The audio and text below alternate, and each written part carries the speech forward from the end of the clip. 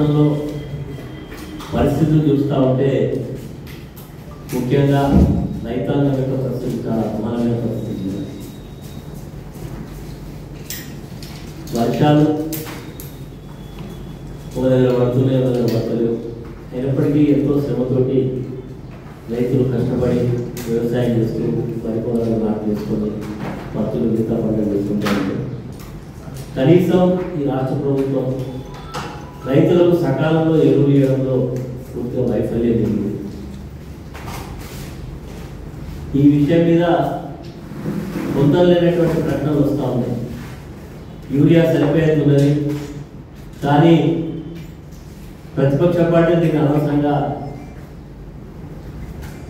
దుష్ప్రచారం చేస్తున్నాయని ఒక పక్క, అదేవిధంగా కేంద్ర ప్రభుత్వం చెప్తున్నా సరిపోయేంత యూరియా ఇచ్చినాం, మరి ఏం చేస్తున్నాం కేంద్ర ప్రభుత్వం. రాష్ట్రంలో మంత్రి అంటాడు అసలు కేంద్ర ప్రభుత్వం యూరియా పోతే మేము ఎక్కడికి ఇస్తామని వీళ్ళంటారు. ఇవన్నీ చూస్తూ ఉంటే ఇంత బాధ్యత లేనటువంటి వ్యక్తులను 8 మంది అధికార పక్షం, 8 మంది ప్రతిపక్షం నుంచి ఈ రాష్ట్రం నుంచి పార్లమెంట్ సభ్యులుగా పంపించడం జరిగింది. గెలిపించిన పాపానికి రాష్ట్రంలో ప్రజలకు జరిగిందేంటి? దాదాపు 2 సంవత్సరాల దగ్గర చూస్తా ఉన్నా ఈ కేంద్ర ప్రభుత్వం నుంచి నిధులు తేవడంలో అధికార పక్షం కానీ ప్రతిపక్షం కానీ ఏమైనా నిధులు తీసుకొచ్చేలా, ఈ రాష్ట్రానికి అభివృద్ధికి పాటుపడ్డారా, ఏమైనా చేసేలా అంటే వీళ్ళు చేసింది లేదు, వీళ్ళతో అయింది లేదు. అంతేకాక నిన్న కేంద్ర మంత్రి బండి సంజయ్ గారు రక్షాబంధన్ సందర్భంగా వారు మాట్లాడుతూ చెప్తున్నారు, బీఆర్ఎస్ పార్టీది కాంగ్రెస్ పార్టీది ఒక అనుబంధం ఉందని చెప్తా ఉన్నారు. నేను ఈ సందర్భంగా వారిని పెట్టి అడుగుతా ఉన్నాను, నిజమైన బంధం, నిజమైన అనుబంధం ఏంటంటే రేవంత్ రెడ్డి ప్రభుత్వంతో మీకున్నది. కాబట్టి మీరు ఆయన చెప్తున్నారు మీ మంత్రులతో జాగ్రత్తగా ఉండండి, మేము మంచిగా ఉండండి, మీ దగ్గర మీ పక్కన చక్కగా చూసుకోమని సలహాలు ఇచ్చాం. ఈరోజు నిజంగా చూస్తూ ఉంటే ఈ రాష్ట్రంలో ఉండేటువంటి 2 కేంద్ర మంత్రులు ఈ రాష్ట్ర ప్రభుత్వానికి సెక్యూరిటీ గార్డుగా పనిచేస్తూ ఉన్నారు.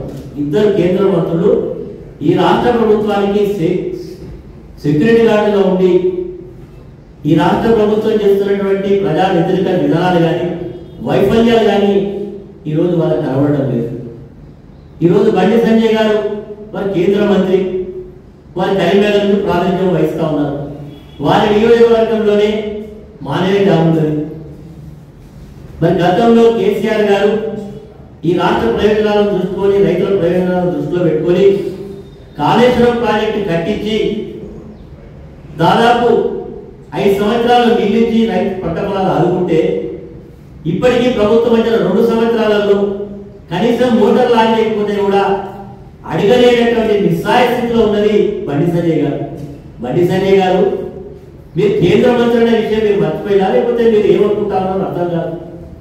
ఈరోజు ఒక బాధ్యత కలిగినటువంటి హోదాలో ఉన్న మీరు పూర్తి బాధ్యత రాహిత్యంతో మాట్లాడుతూ ఉన్నారు.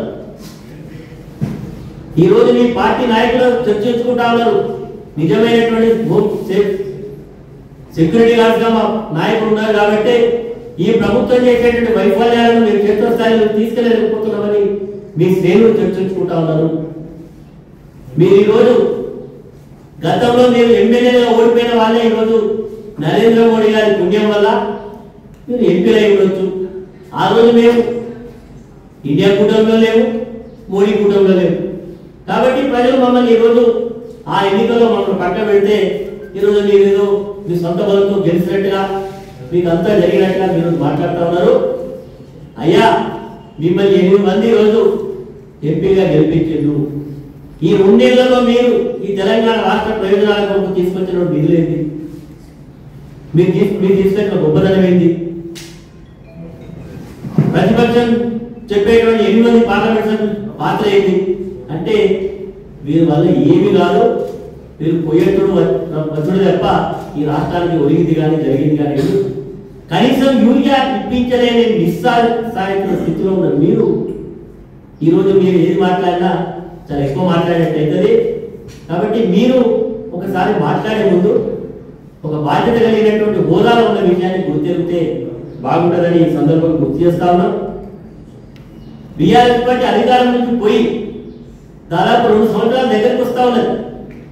ఎందుకంటే బీఆర్ఎస్ పార్టీ మీద ఇంత కక్ష, ఇది కాంగ్రెస్ కానీ బీజేపీ కానీ ఇద్దరు కూడా కూడగలుపుకొని ఈరోజు కేసీఆర్ గారి మీద కమిషన్ వేసిండు. కమిషన్ వేయడమే కాదు, వేసినటువంటి కమిషన్ ఇచ్చినటువంటి రిపోర్ట్ ఏమున్నాయి, అందులో ఒక గొప్పతనం ఏంటంటే గతంలో మీరు బహిరంగంగా ఆడియోలు మాట్లాడే మాటలే అందులో పొందుపరిచిండు.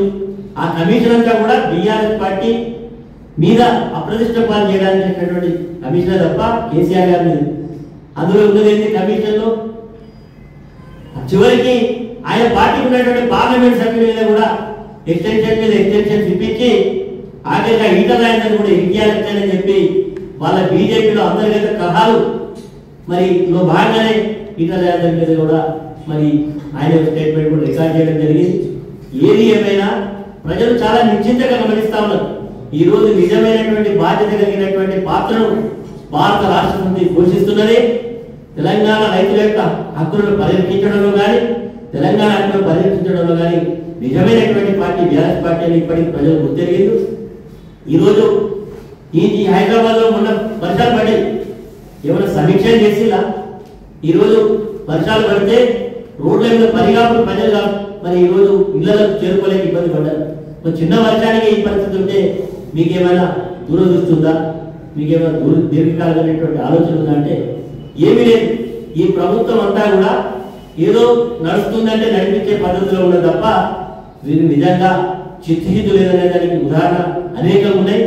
ఇప్పటికైనా ఈ ప్రభుత్వానికి చిత్తశుద్ధి ఉంటే ఈరోజు ఎందుకంటే ఇంత వీళ్ళకు అక్కసు రైతుల పట్ల రైతులను ఇంత ఊసబెట్టుకున్నందుకు రైతులు వీళ్ళని నమ్మి మాట నమ్మి వీళ్ళు కొట్టేస్తే రైతులను ఊసబెట్టుకుంటా ఉన్నారు. ఎరువు నీయక, రుణమాఫీ చేయక, రైతు బంధు రాక, నీళ్లు లేక, కరెంట్ సరిగా ఇయ్యక ఈరోజు అన్ని రకాలుగా ఈ రైతులను ఇబ్బంది పెడుతున్నారు ఈనాటి రాష్ట్ర ప్రభుత్వం. కానీ ఇవన్నీ బీజేపీ పార్టీలో కనబడతలేదు. వాళ్ళకి ఏంటంటే రహస్య ఒప్పందం ఈరోజు ఈ ప్రభుత్వానికి రక్షణ కవచంగా వ్యవహరించాలనేటువంటి పద్ధతిలో మరి ఇక్కడ ఉండేటువంటి పార్లమెంట్ సభ్యులు, కేంద్ర మంత్రులు వ్యవహరిస్తా ఉన్నారు అని చెప్పాల్సిన పరిస్థితి ఉన్నది. మరి ఇప్పటికైనా అనేక సమస్యలు అనేకం ఉన్నాయి. విద్యార్థులకు కలుషిత ఆహారం తిని హాస్పిటల్లో పాలైన వీళ్ళు కనబడడం లేదు, నిరుద్యోగుల యొక్క ధర్నాలు కనబడడం లేదు. మరి తెలంగాణలో ఒక ప్రాజెక్టు పిల్లలు క్లాక్ వస్తేనేమో వీళ్లకు ఆమె మేఘాల మీద కేంద్ర కమిటీ యొక్క రిపోర్ట్లు వాళ్ళని తీసుకొచ్చి రిపోర్ట్ ఇప్పిస్తారు. అది కూడా విడతల వారీగా పార్లమెంటరీ ఎన్నికల ముందు ఒక రిపోర్టు, మళ్ళీ ఒక రిపోర్టు, రేపు స్థానిక సంస్థల ఎన్నికలు మా పార్టీ యొక్క ఫీనల్ జరిగే ఉండదు ఒక రిపోర్టు, రేపు మాకు స్థానిక సంస్థల ఎన్నికలు వస్తున్నాయి కాబట్టి మళ్ళొక రిపోర్టు. ఈ రిపోర్టులతో ప్రజలకు ఒరిగింది కానీ జరిగింది కానీ ఏముండదు. మీరు ఎన్ని ప్రయత్నాలు చేసినా కేసీఆర్ గారి ఇమేజ్ ఏమాత్రం కూడా తగ్గించలేరు. కేసీఆర్ గారికి ఉండేటువంటి ప్రజల ఇమేజ్ చాలా అద్భుతంగా ఉన్నదనే విషయాన్ని గుర్తెరగాలి. ఇప్పటికైనా ఈ యొక్క కేంద్ర ప్రభుత్వం మరి మొన్న ఎస్ఎల్బిస్ లో పడిపోతే దాని మీద ఇప్పటి వరకు కూడా ఎవరు మాట్లాడారు, దాని మీద ఏమి రిపోర్టు రావు. కానీ కేవలం ఈరోజు 2 సంవత్సరాలు అయిందండి నేను ఆ యొక్క ప్రాంతంలో రైతుగా అక్కడ ప్రజాప్రతినిధులు బాధపడతా ఉన్నాను. ఒక చిన్న తప్పిదానికి ఈరోజు లక్షల టీఎంసీల నీళ్లు నిరుపయోగంగా పోతా ఉంటే ప్రేక్షక పాత్ర పోషిస్తా ఉన్నారు. మరి ఈరోజు అధికార పక్షం, కేంద్రంలో ఉండేటువంటి కేంద్ర ప్రభుత్వం ఇద్దరు కూడా ఈ రైతుల యొక్క నీళ్ళ గురించి వీళ్ళకి పట్టింపు లేదు. కనీసం మాట్లాడడానికి కూడా నోరు రావడం లేదంటే వీళ్ళ చిత్తశుద్ధిని అర్థం చేసుకోవచ్చని మరి ఈరోజు వీళ్ళ వ్యవహారం చూస్తే అర్థమవుతా ఉన్నది. ఇప్పటికైనా మరి బండి సంజయ్ గారు మీరు కేంద్రంలో మంత్రి ఉన్నారు, మీరు మాట్లాడే భాష, మీరు చేసేటువంటి ఆరోపణలు ఒక లేమేన్గా ఒక ఏం తెలియని వ్యక్తిలాగా మాట్లాడితే బాగుండదు. భారత రాజ్యాంగం ఒక అత్యున్నతమైనటువంటి అవకాశం ఇచ్చినప్పుడు బాధ్యతతో మాట్లాడండి. ఏదో తన కూడా తీసుకుంటా లేకపోతే దీని మీద ఏంటంటే నువ్వు మాట్లాడే మాట. ఆయన ఇప్పటికే మా నాయకుడు కేటీఆర్ గారు చాలా స్పష్టంగా నీ మీద పరువు నష్టాలు దావా వేసి నేను క్రిమినల్ కేసులో చేస్తామని చెప్తే భయపడిస్తాను. భయపడించడం ఏంటి? మీరు కేవలం మీకు నోరుందని నిరాళమైనటువంటి ఆరోపణలు చేసి మీరు పబ్బం కట్టుకోవాలని చూస్తా ఉన్నారు. ఈ రాష్ట్రంలో అనేక సమస్యలు ఉన్నాయి, వాటి మీద దృష్టి పెట్టండి. యూరియా దొరుకుతలేదు, దాని మీద మీరు నరేంద్ర మోడీ గారి దగ్గర యూరియా ఇప్పేయండి, రైతులు ఆదుకోండి. ఓటర్ల గురించి మాట్లాడి పార్లమెంట్ పరిధిలో ఉంది కదా, మానేయండి. మీ నియోజకవర్గంలో ఉన్నది, నీ నియోజకవర్గంలో ఉండేటువంటి అనేక రైతుల పొలాలు ఎండే పరిస్థితి ఉన్నది, అది మాట్లాడు. ఎంతసేపు అధికారం పోయి 2 సంవత్సరాలైనా వీళ్ళకు కేసీఆర్ ఫోబియా పట్టుకున్నది ఇద్దరికి, బీజేపీకి అండ్ కాంగ్రెస్. కేసీఆర్ అంటే భయం, కేసీఆర్ అంటే భయంతో మాట్లాడుతున్నారు. ఎన్ని చేసినా ప్రజాక్షేత్రంలో ఖచ్చితంగా ఈ ఇరు పార్టీలకు రేపు ఎప్పుడు సందర్భం వస్తే అప్పుడు తగిన గుణపాఠం చెప్పడానికి ప్రజలు సంసిద్ధంతో ఉన్నారనే విషయాన్ని గుర్తెరిగితే బాగుంటుందని ఈ సందర్భంగా గుర్తు చేస్తున్నాం. ఈరోజు ఇది చాలా విషయాలున్నాయి. ఈరోజు ఈ రాష్ట్రంలో ఉండేటువంటి మీరు ఈరోజు 2 సంవత్సరాలైంది. ఈ రాష్ట్రానికి కేంద్ర ప్రభుత్వంలో 2 మంత్రులు ఏం చేసి ఈ రాష్ట్రానికి ఏమైనా తీసుకొచ్చిందా, నిధులు తీసుకొచ్చిందా, ఏమైనా ప్రత్యేకంగా జరిగిందా? చివరిగా కాంగ్రెస్ పార్టీ మొన్న అద్భుతమైనటువంటి ఒక డ్రామాను నడిపి బీసీలకు రిజర్వేషన్ ఇచ్చినట్టే సంబరాలు, వాళ్ళ శిలాపలకాల వాళ్ళ ఫోటోల మీద పాలు పోసుకోవడాలు, సంబరాలు అన్నీ అయిపోయి ఢిల్లీ తీసుకెళ్ళింది సీమా అయిపోయి మళ్ళీ పట్టించేట్టు వచ్చేళ్ళు. ఈరోజు నైతికంగా 42% రిజర్వేషన్ ఇప్పించలేకపోతే ఈ రాష్ట్రంలో రేపు జరగబడేటువంటి ఎన్నికల్లో ఓట్లు అడిగే నైతిక హక్కు కాంగ్రెస్ పార్టీకి లేదు. ఎందుకంటే ఆ రోజు కామారెడ్డి డిక్లరేషన్లు అనేక హామీలు పొందుపరిచి ఓట్లు అడిగారు. మరి ఈరోజు మీరు కేవలం ప్రజలను, బలహీన వర్గాలను మభ్యపెట్టి ఓట్లు వేసుకొని అధికారాన్ని అనుభవించాలని చూస్తున్నారు తప్ప మీ యొక్క ఫలితాలలో చిత్తశుద్ధి లేదనేది చాలా స్పష్టంగా కనబడ్డది. కాబట్టి నైతికంగా మీరు ఓట్లు అడిగే హక్కు లేదు. భవిష్యత్తులో మన సందర్భం వచ్చినప్పుడు ముఖ్యమంత్రి గారు కూడా ఆ పదవిలో కొనసాగి అర్హుడు ఎదురా కూడా తీసుకోవాల్సిన పరిస్థితి ఉందని సందర్భంగా తెలియజేస్తాం. అనేక వాళ్ళ పార్టీలో ఆధిపత్యం కోరును అంతిమంగా ఆయనకు అవకాశం వచ్చింది. మొదలు వాళ్ళ పార్టీలో ఉండేటువంటి అంతర్గత కళాలు చక్క చేసుకుంటే బాగుంటుంది. ఎవరో ఒకరిద్దరు పోయినంత మాత్రాన బీఆర్ఎస్ పార్టీ ఎమ్మెల్యేలు, మాజీ ఎమ్మెల్యేలు వస్తారని అనుకోవడం అది పూర్తిగా అసత్యమైనటువంటిది, సత్యదూరమైనటువంటి మాట. ఎవరు కూడా బీఆర్ఎస్ పార్టీ వదిలిపోవడానికి సిద్ధంగా లేదు.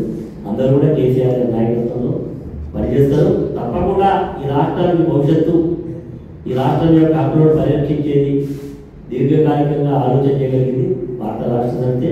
తప్పకుండా రేపు జరగబోయేటువంటి ప్రజాక్షేత్రంలో అందరూ కూడా బీఆర్ఎస్ పార్టీని సమర్థిస్తారు. ఇక్కడున్న నాయకులు కూడా కలిసికట్టుగా ముందుకు పోతారు. ఎవరు కూడా పోయే అవకాశం ఉంది.